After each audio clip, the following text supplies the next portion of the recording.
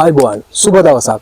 අදත් සුවරු නවතම අපේ නාලිකාවේ විශේෂ ආරාධිත අමුත්තා තමුන්නාන්සලාට අලුතෙන් කියන්න අවශ්‍යත් නැහැ. මොකද මෙතුමා මුළු රටක් හඳුන ලංකාවේ පළවෙනි අනාවැකිකරු කිව්වොත් ඒකත් නිවැරදි කියලා මට විශ්වාසයක් තියෙනවා. මොකද අනිත් ඒගොල්ලෝ කියන්න හදනකොට මෙතුමා ඒක ප්‍රකාශ කළා ඉවරයි.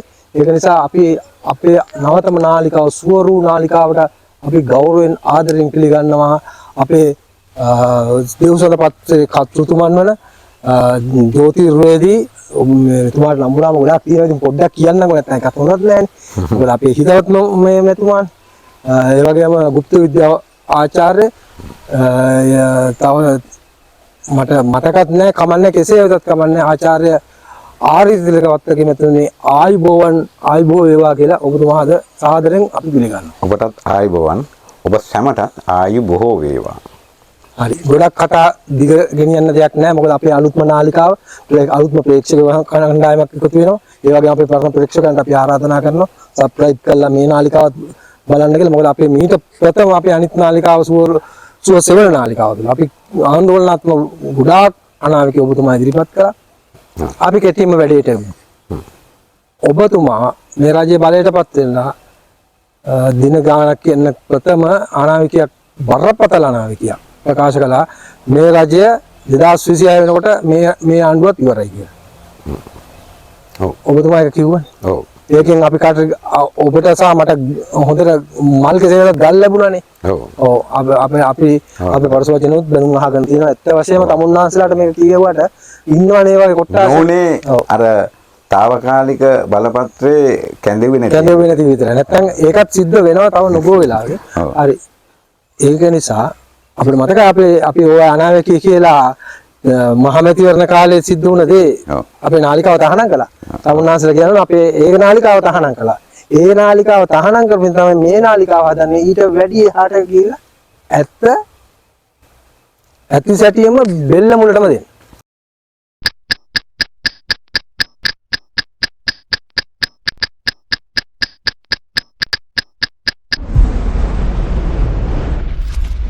මම ඒක මුලින්ම පාඩම් ගන්නම්. පළවෙනි ප්‍රශ්නය අපේ නාලිකාවේ පළවෙනි ප්‍රශ්නේ ඔබතුමාට කියනවා. ඔව් කියන්න. ඔබතුමා මීට පෙර කිව්වා ආందోලනාත්මක අනාවැකික තමයි මේ රජයේ බලයටපත් වුණාන් පස්සේ පත් වෙලා දින ගණනක් යන්න කලින් ඔබතුමා කිව්වා 2026 මේ රජයත් අර ගෝඨාභය මහත්තයාගේ රජය වගේ අකුලගෙන යන්න වෙනවා වගේ. ඔව්. ඒක බරපතල අනාවැකියක්. ඔව් කිව්වා. හැබැයි දැන් මේ වෙනකොට 2026ට අපි පාතබල ඉවරයි. අවුරුද්දයි මාස 4ක් මේ රජයේ බලයටපත් වෙලා. ඒ කිව්ව අනාවැකිය ඉදිරියට වළංගු වෙනවද දැන්? වළංගු වෙනවා. ඉදිරියට වළංගු වෙනවා. නැවතත් වෙන වළංගු වෙනවා. එක වෙනවා. චන්දන මහත්තයෝ මම එදා ඔබට මතක ඇති ඔබ මගෙන් අහුව ප්‍රශ්නයක් අනුර කුමාර දිසානායක මහත්මයා තමයි මීළඟ ජනාධිපති කියලා මම 2024 ජනවාරි මාසේ කිව්වා.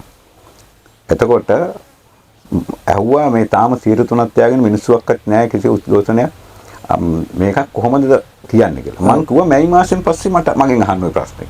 ඒතකොට මැයි මාසෙන් පස්සේ අහන්න මැයි මාසෙන් පස්සේ මේක රජ ගමනක එනවා කියලා කිව්වා. එතකොට ආවා. ඒ එන්න කිට්ටුව බැහුවා මගෙන්.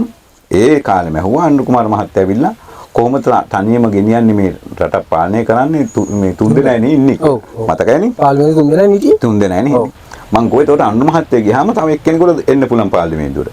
එතකොට එක්කෙනෙක් එනවා. එතකොට පාර්ලිමේන්තුවේ 3 දෙනා අනුර මහත්තයයි 4 දෙනා එක්ක මැතිවරණයක් තියෙන තුරු කිසි කෙනෙක් ගාව ගන්න නැහැ මැතිවරණ නැත්නම් තුරු ලක්ෂණට ගෙනියයි කියලා මං කිව්වා. මැතිවරණ නැත්නම්. ඒකත් ඒ විදිහට මුණා නේද? ඔව්. ඊට පස්සේ පාර්ලිමේන්තුව මැතිවරණ වෙලාවේ මම කිව්වා 170ක් මේ ඉන්න කට්ටිය ආපහු යනවා. 159ක්ම අලුත් මුහුණු අපිට දකින්න සිද්ධ වෙනවා. අලුත් මුහුණු දකින්න සිද්ධ වෙන 160ක්. 159ක් ආවා 160ක් දකින්න වෙනවා කියලා තමයි මම කිව්වේ අලුත් මුහුණු. එතකොට අලුත් මුහුණු දකින්න නැහැ. ඒක පක්ෂ විපක්ෂ සියලු දෙනාගේම අතරේ එනවා කියලා තමයි මම කිව්වේ. එතකොට ඒකත් තුනා. එතකොට පළවෙනි පාර්ලිමේන්තු මංගල සභා රැස්වීම ආරම්භ කරපු දවසේ දෙසැම්බර් මාසේ 21 නැත්නම් 22 වෙන්න ඕන. එදා මකර ලග්නයෙන් තමයි පාර්ලිමේන්තුවේ මංගල සැසිය ආරම්භ කරන්නේ. එතකොට මේ මංගල සැසිය ආරම්භ කරන වෙලාවේ තිබුණු සිදුවීම් එක්ක සහ තක්කාලය වාස්තු සහ ඒ වෙලාවේ තක්කාලය ඒ වගේ ඒ කියන්නේ ජ්‍යොතිෂය පැත්තෙන් ඊගාට විශ්වය පැත්තෙන් විශ්ව බල විශ්ව ශක්තිය පිළිබඳව ඔබතුමා ඒ පැත්තෙන් ගොඩක් දේවල් මට ලැබෙන පණිවිඩත් එක්ක ඒ සියලු දේවල් පෙරලා සුද්ධ කොල්ලා මම ඊට දවස් දෙකකට පස්සේ තමයි ඔබතුමාට කිව්වේ මේ නාලිකාවේ අපි ඔබතුමාගේ අනිත් නාලිකාවෙත් මම ප්‍රකාශ කරා මේ ආණ්ඩුව තියෙන්නේ මේ 2026 වෙනකම් විතරයි කියලා. ඔව්. ඒතර දැන් හරි. බරපතල. ඔව්. දැන් මම දිනෙක කිව්වා. කවද බලන්න කියන්නේ ඒකත් මතක් කරලා. ඒක දැන් ආපහු අපි අලුත් නාලිකාවෙන්ද අපි ආපහුට මතක් කරමු. මට හරියටම දිනපක්කු අණුවේ කෙලින්ම කියලා දාන්න මෙන්න මේ දවස් වල කවද කොයි කාලේ. කියන්න.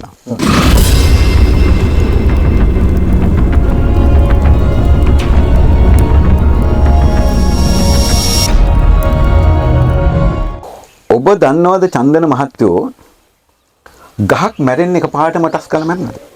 නෑ. ගහේ කොළ ටික කහ පාට වෙනවා. ඊට පස්සේ කොළ හැලෙනවා. ඊට පස්සේ නට්ට ඉතුරු වෙනවා. ඒ නට්ට වේලෙනවා. කඳ පන තියෙනවා නට්ට වේලෙනවා. ඊට පස්සේ ඒව කඩාගෙන යනවා. ඊට පස්සේ තමයි ගහ කඩාගෙන ගහ මැරෙන්නේ. ඔක ස්වභාවික සිද්ධ වෙන ආකාරයක් ගහක. මිනිස්සෙක් මැරෙන්නේ එකපාරටම මැරෙනවා තමයි heart attack එකක් හැදිලා. ඒත් මොකක් හරි වෙලානේ. එතකොට දැන් ඔබට පේන්නේ නැද්ද බහපු ප්‍රශ්නෙට උත්තරයක් හැටියට? දැන් වෙනද තිබුණු එකමුතු භාවයකින් හා වෙනද තිබුණු ශක්තිමත් භාවයකින් එකමුතු භාවයකින් එකා වගේ තියෙන හයියකින් මේ රාජ්‍යය දැන් ක්‍රියාත්මක වෙනවද? ඒක පළවෙනි ප්‍රශ්නේ මම ඔබට හිතන්න දෙනවා. ඔබත් මම කියන හැම වචනයක් ගැනම හිතලා බලන්න. ඔබට මතකද දන්ත ධාතුන් වහන්සේගේ ප්‍රදර්ශනය ආරම්භ වුණු දවසේ කලින් ඉඳලා මම කිව්වා මේක ප්‍රදර්ශනය කරොත් අපේ රටට විශාල විපතක් ආරම්භ වෙනවා.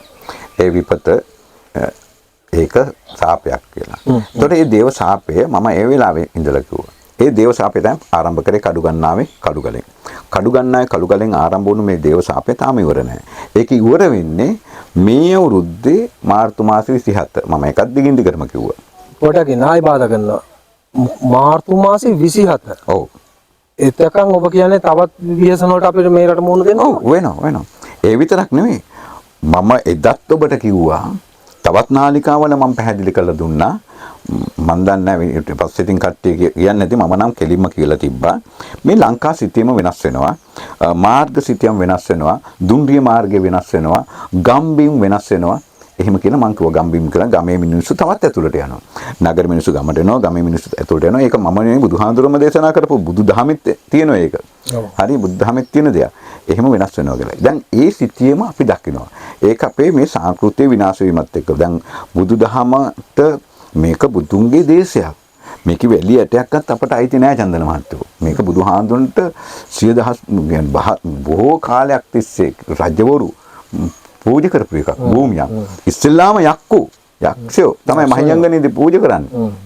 තුන් වතාවක් ඒ යක්ෂයන්ගෙන් බුදුරජාණන් වහන්සේ අහනවා මට මේ පච් කඩේ ලා ගන්න අවසර දෙන්න කියලා. උඩ ඉඳගෙන කියන්නේ නවවිදි වර්ෂාවත් වැස්සට පස්සේ ඔක්කොම කරාට පස්සේ මේ යක්කු බැරි වෙනවනේ අන්තිමට අඳුරක් මවන.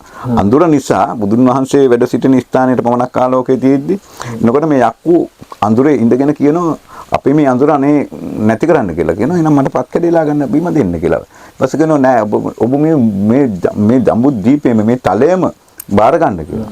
ඔබට මේ ඕන තැනක පාඩගෙන නෑ මට මේක එලා ගන්න තැනක් දෙන්න. නෑ මේක ඔක්කොම ගන්න කියනවා. ඒ විදිහට තුන් පාරක් පුත්‍රජානන් වහන්සේ අහලා තුන් පාරක් මේගොල්ලෝ කිව්වට පස්සේ තමයි මෙතෙන්ට එන්නේ. ඒක පළවෙනි වතාවට බුදුන්ට මේ ලංකාදීපේ පූජා කරනවා. එතනින් පස්සේ අතපැන්වක් කළා මහා සංඝරත්නයට මහා රහතන් වහන්සේලාට අතපැන්වක් කළා මේක පූජා කළ තුන රජවරු අනන්තව. එතකොට මේ පුණ්‍ය භූමියේ සෙල්ලම් කරන්න බෑ කාටවත්. අපිට අයිති නෑ. හොඳයි අපි මේ වැඩියටයක්වත් අපට අයිති නෑ. එතකොට මේකේ තියෙන සිද්ධ වෙනුත් එක්ක දැන් ඔබ අහපු ප්‍රශ්නෙට උත්තරේ ඔන්න අහගන්න.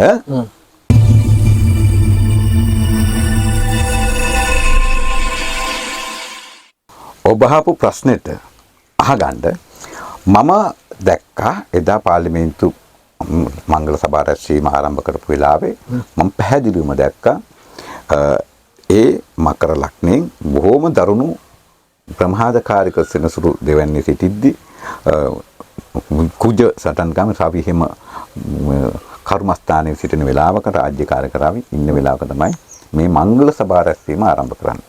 එතකොට මම දැනගත්තා මම දැක්කා ජ්‍යොතිෂිනුත් දැක්කා ඒ බුදුදහමනුත් බැලුවා සියලු දේවල් වලින් බලනකොට ඒක සත්‍යයක් නිසා මම ඒක පෙරලා තමයි අරගෙන මම කාලවක් වවනව ගත්තේ. මම දැනගෙන තිබුණා කිසියම් හෝ දේව ශාපයකට ලක් වෙන විත්තිය මේලට. මම දැනගෙන හිටියේ නෑ දන්ත ධාතු ප්‍රදර්ශනයක් කරනවා කියලා. එහෙම තාවයකට ගිහිල්ලා එතනදී ජනතාව අතරේ බොහෝම තාවයකටපත් වෙලා වෙනස් වෙලා ඊට පස්සේ මේක වෙනස් වෙනවා කියන එක මම දැනගෙන හිටියා. එතකොට එදා ඉඳලම බොරුව අපි දන්නවා බොහෝ අය බොරුවෙන්ම තමයි කරන්නේ. බොරුවට එච්චර අවශ්‍ය නැහැ. බොරුව කියන්නේ මහා ශාපයක් වෙන එක. බොරුවේ ශාපී තමන් ළඟම. එතකොට මෙතන තමයි ආරම්භය.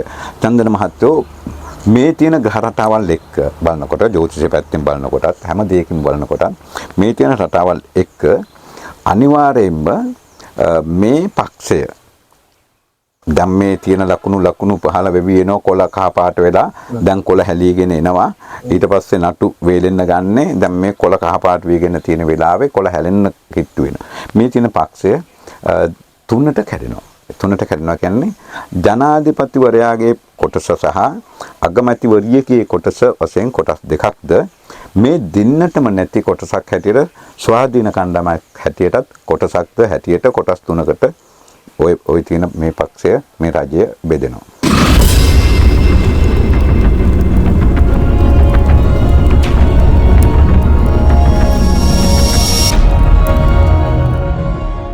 ඊට පෙර මෙහි රටේ මම ඔබට කියලා තිබ්බනේ සුදු අරගලයක් සම්බන්ධ සුදු කැළඹිල්ලක් සම්බන්ධව කියලා. ඔව් සුදු කැළඹිල්ල. දැන් මේ සුදු කැළඹිල්ල තියෙන සුදු කැළඹිල්ල කියලා කියන්නේ මම කිව්වේ දේශපාලන පක්ෂ නැහැ, පාට නැහැ, කිසිම දෙයක් නැතුව සියලුම දෙනා එකට එකතු. දැන් එහෙම ඒව ඕන තරම් දැකලා තියෙනවා. UNP එකේ එක්සත් ජාතික පක්ෂය, ඒකට සමග ජන බලවේගය, ශ්‍රී ලංකා පොදු ජන පෙරමුණ, ශ්‍රී ලංකා නිදහස් පාර්ලිමේන්තුව මේ කියන පක්ෂ කට්ටියම එකතු වෙලා එක දැන් දේවල් කරනවානේ. මිනිස්සුත් ඒ වගේ එකතු වෙලා කැළඹිලි ඇති කරනවානේ. අර මට මොකද්ද ඒක අර වැඩිහිටියන්ට පමණයි පොත සම්බන්ධවනේ අපේ කාලෙත් තිබුණේ වගේ පොත් තිබුණා චිත්‍රපටිත් තිබුණා අපේ පොඩි කාලේ තිබුණා වැඩිහිටියන්ට පමණයි කියලා මේවා කෙලිම අපි ඉස්කෝලේ යන පොඩි ළමයටම දීලා කියන්නේ. හැබැයි චන්දන මහත්තයා ඒක නම් හැබැයි දැම්ම ඕනේ නේ කන්නේ තව අවුරුදු 2500කට එහා පැත්තේ ඕනේ වෙන පොතක් ඔය ඒක පස්සේ කතා කරමු ඒක වෙනම සටහනකදී කියමු මට දැන් ඒක මතක් වුණාම ඉතින් කියන්න හිතෙනවා ආందోලන ප්‍රාණාමේ කියන්නේ දැනුත් කියනවා දැන් මේ දැන් ආයෙක ප්‍රකාශ කරන්නේ ආයි මේ තුනට කැඩෙන කතාවක් කියනවා. ඔව් තුනට කැඩෙන කතාවේදී මේ විදිහට කොටස් තුනකට යනවා. ඒ කියන්නේ මේ ඒ ආණ්ඩුව කොටස් තුනකට වෙන් වෙනවා කියන අගමැතිනියගේ පැත්තට එක කොටසක් ඉන්නවා. ජනාධිපතිතුමාගේ පැත්තට තව කොටසක් ඉන්නවා. මේ දෙකටම නැති කොටසකුත් ඉන්නවා. එතකොට මේ වේදී අපි හිතමු මෙන්න මෙහෙම හිතාගන්න මෙන්න මෙහෙම දේවල් සිද්ධ වෙනවා. කැබිනට් එකේ ප්‍රකාශ කරන ගන්න තීන්දුව එළියට ආවට පස්සේ ඒවා අනිත් පැත්තට තියන්නේ. ඒක දැන්වත් කරනවානේ. කරනවද? අනිත් පැත්තට කරන්නේ. එතකොට එළියේ කියන දේවල් අන්සාර්ගත වෙන දේවල් එළියට වෙලා කියන වෙන එකක් නේ. ඔව්. එළියේ සිද්ධ වෙන දේවල් ඇතුළේදී කියවෙන්නේ වෙන විදියකට. ඒක ඒවත්. එතකොට ඒ දෙක තුන්වෙනි කාරණාව තමයි ජනතාවට එදා වගේම බොරුව. ඒ කියන්නේ මෙන්න මෙහෙම ගාතාවක් වෙන බුදුහාඳුර අර චින්චිමානිකාවට කියනෝනේ අර චින්චිමානිකාව ධර්මිතියක් බැඳගෙන එනෝනේ. ධර්මිතිය බැඳගෙන ආපුවම මීයක් කාලා තමයි එක කඩාගෙන හැලෙන්නේ. හැබැයි වැටෙන්නේ ධර්මිතිය විතරයි. අර දැන් ඒ වගේ චින්චිමානිකාව ඉන්නෝනේ දැනුත් තියෙන චින්චිමානික දැන් නම් ධර්මිතිය විතර නම් රෙද්දක් කඩාගෙන වැටලා තියෙන්නේ. අර දන්නෝනේ මහින්ද මහත්තයාගේ අර නැව් වලින් ගුවන් යානා 14ද 24ද කොච්චර ගානක ගෙනිච්ච උගන්ඩාවට අරන් ගියපු සල්ලි ටික. දැන් ගේනවා කොහොනේ නැව් වල පටවගෙන. ඒකේ අපු චින්චිමානිකාවේ මං හිතන්නේ මේ තාම ඒ මනුස්සය ලැජ්ජන දෝ කතා කරන මේ මනුස්සයාගේ ධර්මිතිය විතර නම් රෙද්දක් කඩාගෙන වැටලා තියෙන්නේ. ඒ වගේ සිද්ධි වෙනවා. එතකොට මිනිස්සුන්ට ඒ මිනිස්සුන්ට පිරිහෙනවා. එතකොට ඒ පිරිහෙන නිසා මේ කොට්ටාස දෙකටම එකතු වෙන්න බැරි. ජනතා නියෝජිතව ඒ පක්ෂෙම ඉන්න ජනතා මේ කොට්ටාස දෙකටම එකතු වෙන්න බැරි ජනතා නියෝජිතව වෙනම කණ්ඩායමක් හැටියට එකතු වෙනවා. ඒක ස්වාධීනව පාර්ලිමේන්තුව ඇතුලේ ඉදිරිපත් වෙනවා. චන්දන මහත්තයෝ ඒක හොඳ ප්‍රශ්නයක් තමයි මම සමහරව අහනවා මොන පක්ෂද කියලා. සමහර වෙලාවට එක පැත්තකට අද කතා කරන්නේ එක පක්ෂයක් ගැන, හෙට කතා කරන්නේ තවත් පක්ෂයකට, අනිත් කතා කරන්නේ තවත් පක්ෂයකට. මම දේශපාලනේ මම ඔබතුමාට මුලින්ම කියලා තිබ්බා මම මහින්දවාදී. හරි ශ්‍රී ලංකා පොදු ජන පෙරමුණේ. ඒක එදා ඉඳලා ඉන්නවා. මොකද මහින්ද මහත්තයා නමුත් හැම මොහොතෙම මම කිව්වේ ඒ පක්ෂේ මගේ ඒ දේශපාලන පැත්තක මම පැත්තක තියලා මම දකින දේ ජ්‍යොතිෂ පැත්තෙන්, ගුප්තමය පැත්තෙන්, විශ්වමය පැත්තෙන් ඔය ආකාරයෙන් මම දකින යම් කිසි දෙයක් තියෙනවා. ඔබට හෙලි කරන්න බැරි දේවල් තියෙනවා. ඒවයින් මම දකින දේවල් වලින් පෙරලා අරගෙන කියන්නේ. ඒක මහින්ද මහත්තයත් ඒක දන්නවා. දැන් ගෝඨාභය මහත්තයට යන්න වෙනවා කියලා කිව්වේ මම ඉස්සෙල්ලම කිව්වේ මහින්ද 2015 මහින්ද මහත්තයා පරදිනවා. පුළුවන් නම් ඕක දවස් දෙකකට එහාට ගන්නයි කියලා මම ගිහිල්ලාම කිව්වා පුජ්‍යලිකම. මේ දිනේ එපා මේ දිනේ තිබ්බොත් බෑ මට දිනයක්වත් වෙනස් කරන්න බෑ කිව්වා මහින්ද මම දිනයක් මම එහෙම දවසක්වත් කල් දාන්නේ මං කිව්වා ඒතකොට සර් වෙන්නේ අපිට ඔබතුමාට අඩු ගන්න විපක්ෂයටවත් එන්න බෑ මම ඒක පත්තරේ දානවා පළ කරාට කමක් නැද්ද කියලා ඊට පස්සේ hina වෙලා අර සුපුරුදු hinaව කන දාලා hina වෙලා ගෝ ඕන එකක් පත්තරේ දාන්න ඒක ප්‍රශ්නයක් නැහැ මං දන්නේ ඉතින් ඔයා කියන එක මම පිළිගන්නවා කිව්වා ඒ කියලා නමුත් මං දිනයක්වත් වෙනස් කරන්නේ නැහැ කිව්වා ගේලා තමයි මම කිව්වා පුළුවන් නම් 8 වෙනිදා තියන්න නැතුව මේක 12 වෙනිදා දවස් 4ක් තව ඉස්සරහට කරලා 12 වෙනිදා තියන්න කියලා. එහෙමවත් තිබ්බේ නැහැ. ඉතින් කියන්න බෑ කිව්වා මම වෙනස් කරන්නේ නැහැ කො දිනයක්වත්. හැබැයි ඉතින් ඒ කිව්වේ ඉතින් ඔබතුමා වගේ කෙනෙක් නෙමෙයි. රාජකීය දෛවඥයෙක් නේ දුන්න වෙලාව. ඔන්න වැඩේ කොට ගියානේ. හරි.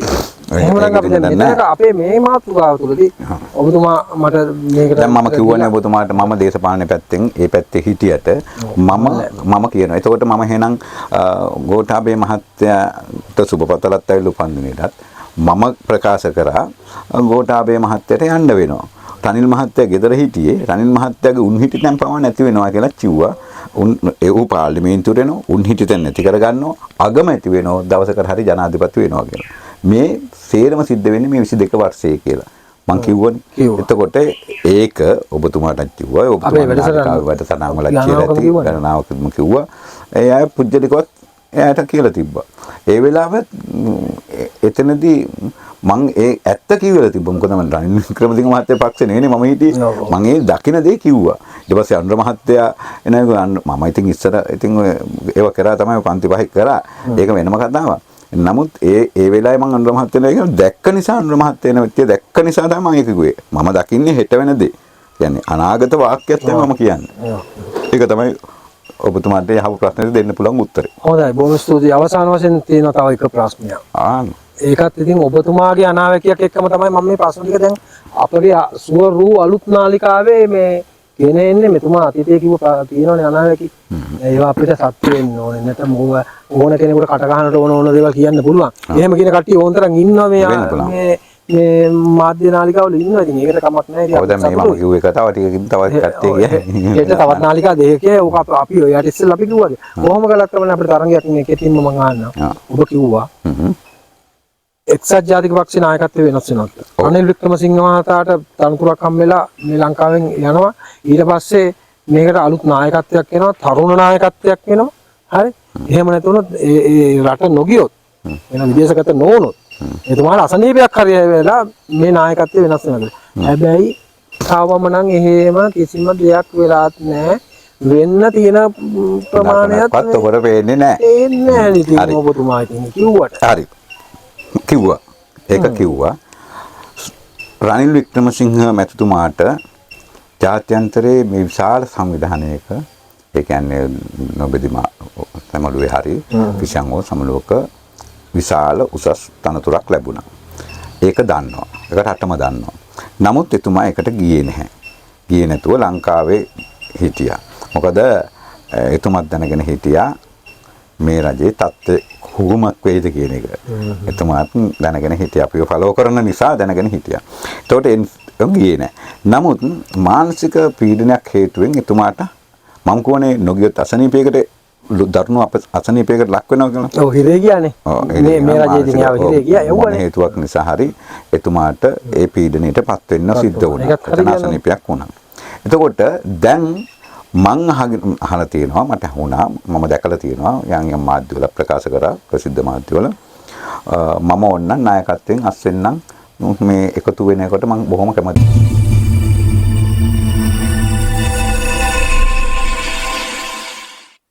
හරි. එහෙමනම් ඔබතුමා එහෙම කිව්වට තාම මේව දෙයක් සිද්ධ වෙලත් නැහැ. හැබැයි මෙහෙමයි. ඔබතුමා ඔය කියන කෙනා කවුද කියන එක බොහොම පැහැදිලිව දින වකවානු අනුවම කියන්න ඕනේ ආපහු නායකත්වයට එන්න. ඔව් ඉතින් මහත්තයෝ මම කියන්න හැදුවේ ඉතින් එහෙම දෙයක් උනේ නැහත් උනාට දැන් ඉතින් මම අර කිව්වනේ ලකුණු පහලලා තියෙනවා කියලා. දැන් අර ඉන්දියාවේ ඒ මන්මෝහන් සිං මහත්තයාගේ කේන්දරයට සමාන කේන්දරයක් මේ ලංකා භූමියේ ඉන්නවා. එතකොට එදා එතුමා නම් 1937 උපදින මේ මෙතුමා උපදින්නේ 1969. එතුමා උපදින 9 වෙනි මාසේ 19 වෙනිදා මෙතුමා උපදින 9 වෙනි මාසේ 9 වෙනිදා. එතකොට මෙතන සිද්ධ වෙනවා.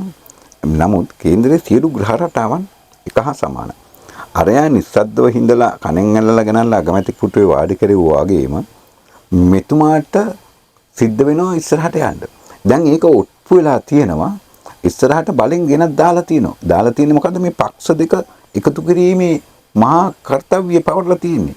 ඔය කියන පුච්චලයට. ඒ තමයි ඔබතුමා ඇහුවනේ මගෙන් නම කියන්න කියලා. එළිම අපේ ප්‍රේක්ෂකයෝ වෙනුවෙන් අනිවාර්යෙන් අපි අලුත් ඒ තමයි පැහැදිලිවම කියන්නේ.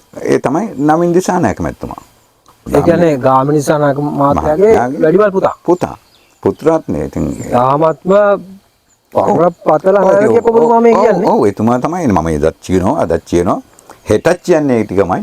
හැබැයි දැන් ඕකෙන් මේ එතුමාට මොකක් හරි තව අසාධාරණයක් වුණොත් එහෙම අසාධාරණයක් මේ මොහොතේ සිද්ධ වෙන්න තියෙනවා තමයි ගොඩක් දේවල්. මොකද මම කියන්නේ මොකද මේ වෙලාවේ එතුමාට එහෙම කිසිම දෙයක් වෙන්නේ නැහැ. මොකද මම දැකලා තියෙනවා එතුමා මේ වෙලාවේ ගත කරන්නේ බොහොම හොඳ දසාවක්. මොකද එතුමාට පැවැටෙන වගකීම ඉෂ්ට කරලා මම දක්ෂෙක් කියලා පෙන්නනවා. අර මන්මෝහන් සිං මහත්මයා ගෙනල්ලා කණෙන් අල්ලලා පුටුවේ වාඩි කරාම එතනලා වාඩිලා නිකන් හිටියේ නෑනේ.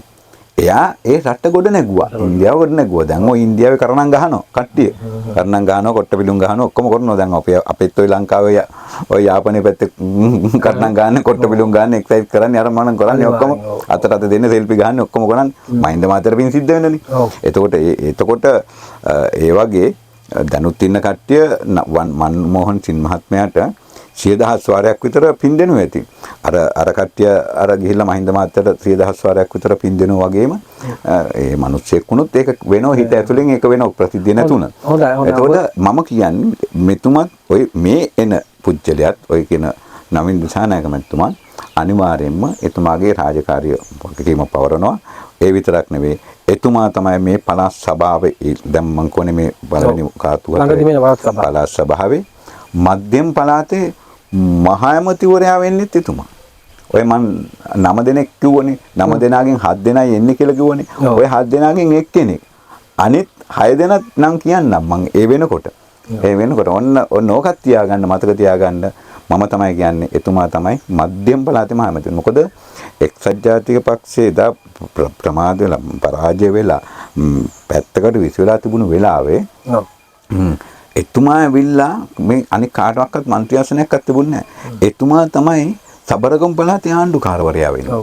ඒ බලන්නකෝ එතනත් ඉතින් එහෙනම් ඉතින් වෙන කාට හරි දෙන්න තිබ්බනේ. ඔබ කියන හැටියට දැන් එයා සුදුසු නැහැ කියලා හිතනවා නම් වෙන කාට මම සුදුසු නැහැ කියන එක නෙමෙයි වෙන කාට හරි දෙන්න තිබ්බේ. නෑ මං හරි නෑ ඔබතුමා කියන හරි හරි. හීන දකින ගොඩක් තියෙනවා. ඒ හීන දකින කට්ටියගේ හැම කෙනාගේම මේ වෙලාවේ මේ වෙලාවේ ඒගොල්ලෝ ඒ රාෂ්ට්‍රය ගත කරන්නේ. ඒක ඒගොල්ලන්ගේ වරදක් නෙමෙයි.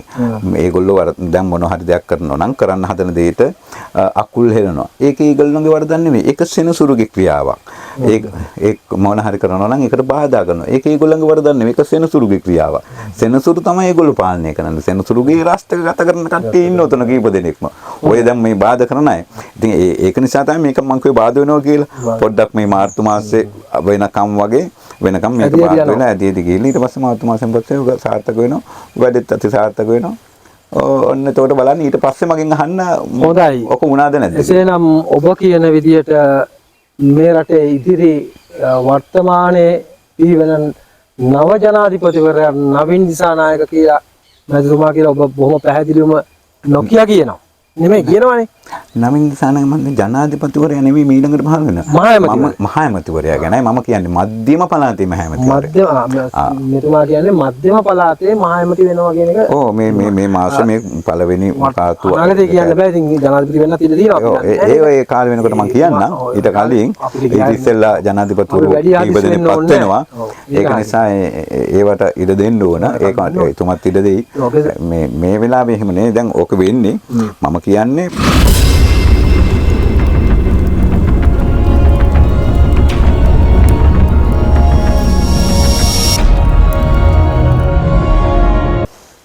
ඉක්මනටම තියෙන පළාත් සභාව මේ පළාත් සභාවෙන් පළාත් 7ක් ලබා ගන්න පොදු විපක්ෂය මේ පළාත් 7න් එකක් තමයි මම කියන්නේ තමයි මධ්‍යම පළාත. මධ්‍යම පළාතේ මහ ඇමති වෙනවා. නවින් දිසානායක මැතිතුමා අනිත් 6 දෙනා ගැනත් මම කියන්නම්. ඉතුරු නොනේ දෙකක්. ඔව්. ඒ දෙක කාටද? උතුරු හාන කියලා ඒක යන්නේ ඒක තමයි. ඒ දෙක හිත නැති මේ මාලිමාව ගනි කියලා නෑ මාලිමාවට ලැබෙන්නෙත් නැහැ. බලේ ඉදින්න රජනේ. ඒ වුණාට ඒත් ලැබෙන්නේ නැහැ. ඉතුරුනේ දෙක වෙනත් පක්ෂයකට යන්නේ කෝ ද්‍රවිඩ සංවිධානයේ කිසං හෝ පක්ෂයකට ඒකත් කරට කර යනවා. අවසානයේ අර දැන් තියෙන්නේ දැන් අයවැය කරන්න යනෝනේ පළාත් පාලන ඡන්දවලදී අයවැය කරන්න ගිහිල්ලා සල්ලි වලට ගන්නවා ආපහු හැලෙනවා ආයෙත් නැති වෙනවා ආයෙත් වෙනවා ගහ ගන්නවා හාංගනවා එමෙ වෙනවනේ. එහෙම වෙලා ඉතින් ඒකත් කරගන්න බැරි වෙනකොට අන්තිමට මේ පළාත් සභා දෙකත් එකතු වෙන පස්සේදී මේ හතට එකතු වීමක් වෙනවා පස්සේදී ඒක වෙන්නේ. නමුත් මුලදී කොහොමද යන්නේ 7යි. ඊට පස්සේ දෙකක් තමයි ඒ මාලිමාවට යන්නේ. මාලිමාවේ අය විපක්ෂයේ ඉඳීවි. එතකොට එතන තමයි ඔන්නර ඔබතුමා අර මගෙන් ඉස්සෙල්ලා ආපු ප්‍රශ්නෙට උත්තරයක තවත් උත්තරයක්. ඒ කියන්නේ එතකොට ගහේ නටු ටිකත් වේලිලා ඉවරයි. ඒක කඳ විතරයි වේලෙන්නේ නැතේ. කඳ සමහරට වේලිලා වෙන්න පුළුවන් ඒ වෙනකොට. කඳ වේලිලා කඳ කඩාගෙන හිටින්න තියෙනවද දන්නේ නැහැ. මම අර කියන දේවලුත් වෙලා තියෙන්නේ ඕනේ එතකොට. ඒ කියන්නේ අර පක්ෂ එක පක්ෂ තුනට කැඩීම සිද්ධ වෙන්නත් පුළුවන්. එතකොට ඒ ටික තමයි වෙන්න තියෙන්නේ. එතකොට චන්දන මහත්තයෝ දැන් ඔබතුමාගේ ප්‍රශ්න වලට මම උත්තරේ හරියට දුන්නනේ. දැන් පැහැදිලිනේ. දැන් උතන මුකුත් නැකයක් නැහනේ. දැන් මොකද්ද තියෙන ප්‍රශ්නේ ඊගාවට? දැන් පොඩ්ඩක් ඉන්න මේ අපේ ප්‍රේක්ෂක ජනතාවට දැම්මම කියන්න ඕනේ මේ නාලිකාව ඉක්මනටම සබ්ස්ක්‍රයිබ් කරලා වෙලා ලයික් දාලා ඕගොල්ලන්ගේ ශක්තිය අපිට ලබා දීලා ඉහළම තත්ත්වයට ගේන්න. මොකද මෙතුමා ගාව තව ගොඩාක් කරුණු කාරණා එක්ස්ප්‍රෙස් කරන දින ඒකින්ද මට හිතෙනවා තව එකක් අහන්න. මේ දැන් මේ අධ්‍යාපන ප්‍රතිසංස්කරණය ගෙනල්ලා තියෙනවනේ. ගෙනල්ලා දැන් මේ 6 පන්තියේ මේ මොඩියුල් එකක් ගෙනල්ලා තියෙනවනේ. මොකද දැන් ඒ කියන්නේ මොකද කියන්නේ මේ හිතේ? හරි චන්දන මහත්තයෝ. මට ඒක ගැන කතා කරන්න ගියොත් ඔබතුමාට තව පැය භාගයක් විතර මට දෙන්න වෙනවා. ඒක නිසා ඔබතුමා මෙන්න මේක මතක තියාගන්න. මම ඊළඟ දවසේ ආපුවම මගෙන් අහන්න ඔය අපේ සංස්කෘතික භාෂාවේ පාලි භාෂා පාලි ග්‍රන්ථවල වර්ණගිල්ලේදී කන්‍යා කියලා වචනයක් තියෙනවා. ඔව්. හරිද? ඔබතුමා ඒක මතක තියාගෙන ඉඳලා මගෙන් අහන්න එතන මම එතනින් පටන් අරගෙන ඕක කියන්න. හරි. එහෙනම් අද දිනේ සුවරු අපගේ අලුත්ම නාලිකාවට එමිනි ආරිතිලක වත්තගේ මැතුණු ආචාර්ය ආරිතිලක වත්තගේ මැතුණුන්ට අනේක වාරයක් ස්තුතිවන්ත වෙනවා. ඒ වගේම තමයි ඔබතුමාගේ ඉදිරි වැඩසටහන් ගණනාවකදී අපි ප්‍රේක්ෂක ජනතාව වෙනුවෙන් ඔබතුමාගේ ආందోලනත් අනාවක ඉදිරියට ගෙනල්ලා අපි මේ දේවල් සත්‍ය බවට තාවුරු කරනවා. ඔව්. මොකද මේක කටකහන රානාවක් කියන පුද්ගලෙක් නෙමෙයි ආරිතිලක වත්තගේ කියන ආචාර්යතුමා. ඕක කිව්ව හැම දෙයක්ම අද සිද්ධ වෙලා ඉවරයි. දිරවන්න හෝ නොදිරවන්න හිතා ගන්න බැරි කට්ටියට කරන්න දෙයක් නෑ. සමහර වෙලාවරි ඕගොල්ලෝ අපේ ගල් මුල් ලෙව්වට කමන්නේ මලුත් ඒවනවා. ඒ අතර බොහොම ස්තුතියි. අපි නවතම වැඩසටහනකින් ඔබ හමු වන තෙක් අදට මේ වැඩසටහන අවසන් කරනවා. ඔබතුමාට පැමිණි කරන බොහොම නැවත වතාවක් ස්තුති වන්දනා ආයුබෝවන් කියලා. ජය වෙන්න ඔබතුමාටත් එහෙමයි ආයුබෝ වේවා. එහෙම ඔබලා සියලුම දෙනාටම ආයුබෝ වේවා. අපි හම්බෙමු. එහෙමනම් ඔබ සෑම සියලු දෙනාටම සුව දිවියකට සුබ අනාගතයක්.